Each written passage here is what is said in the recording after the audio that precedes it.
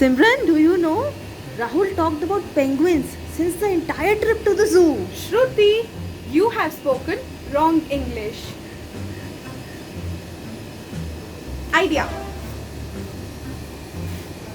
Hello guys, this is Simran and you are watching Fun English Class जहाँ मैं आपको सिखाती हूँ इंग्लिश बहुत ही मज़ेदार तरीके से। तो जो सेंटेंस आपने सुना, क्या आपको लगा कि वो सही था या फिर वो गलत था?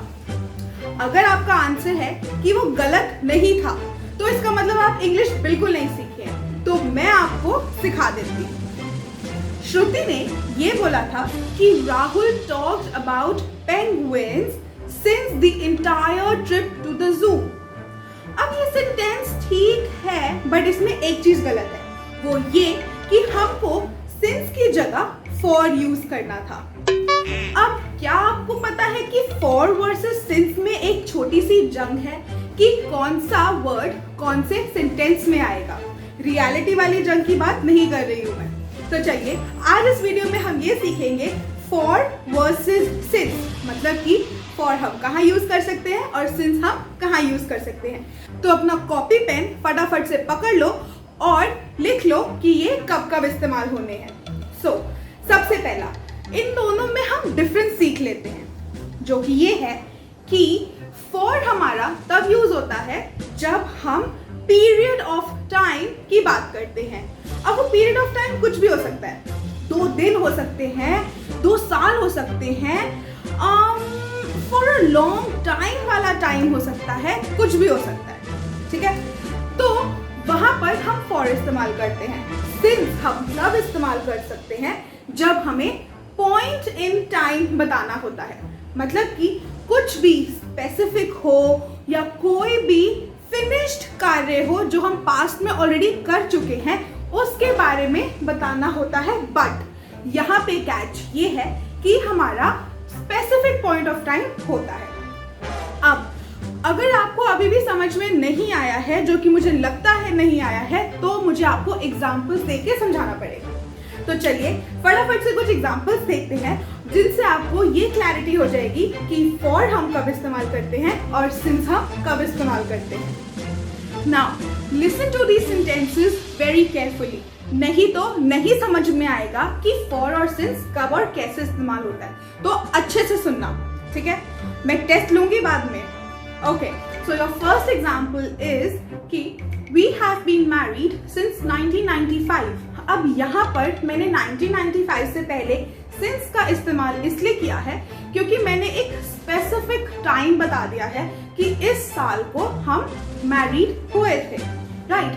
अब मैं अगर ये बोलती हूँ कि we have been married for the past 10 years, अब 10 साल का एक जनरल पीरियड ऑफ टाइम है, इसलिए मैं फॉर का इस्तेमाल करती हूँ।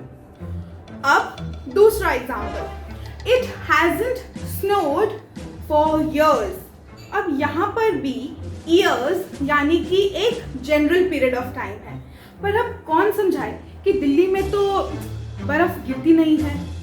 खैर छोड़ो, आप तो समझ रहे हो ना कि फॉर और सिंस कब लगाना है।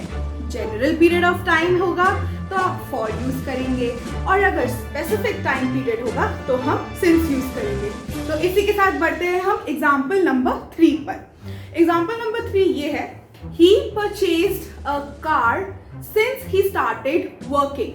मतलब कि जब से उसने अपना काम शुरू किया तब से उसने कार खरीदी। यहाँ पर भी हम एक स्पेसिफिक टाइम की बात कर रहे हैं, लेकिन अगर मैं ये बोलूँ कि he has been driving this car for the past 3 months, मतलब कि वो 3 महीने से ये कार ड्राइव कर रहा है, तो वहां पर भी मैं एक जनरल टाइम पीरियड की बात कर रही हूँ, इसलिए मैं फॉर लगाती हूँ। So time for some quick revision. तो हम फॉर तब यूज करते हैं जब हम एक जनरल पीरियड ऑफ टाइम के बारे में बात कर रहे होते हैं, जैसे फॉर 8 hours या फिर फॉर 2 years या फिर फॉर अ लॉन्ग टाइम। अब यहाँ पर मैंने जनरल चीजों के बारे में बात करी है। अब अगर मैं स्पेसिफिक पीरियड ऑफ टाइम के बारे में बात करती हूँ तो मैं वहां सिंस यूज करती हूँ, जैसे I have been working since 10:30 AM या फिर I have been working since Tuesday, मतलब कि स्पेसिफाइड टाइम है, ट्यूसडे स्पेसिफाइड टाइम है 10:30, या फिर I have known her since June, मतलब कि एक स्पेसिफाइड टाइम है अगेन, तो वहां पर मैं सिंस यूज करूंगी। तो दोस्तों, कैसा लगा आपको मेरा वीडियो, मुझे ज़रूर बताइए कमेंट सेक्शन में। आपको और क्या मुझसे सीखना है ये भी आप मुझे बता सकते हैं कमेंट सेक्शन में। Do not forget to like, share and subscribe our channel, और हमारे टेलीग्राम लिंक को भी ज्वाइन कीजिए ताकि आप हमारी कम्युनिटी ज्वाइन कर सकें और इंग्लिश सीख सकें बहुत ही मज़ेदार तरीके से। Thanks for watching.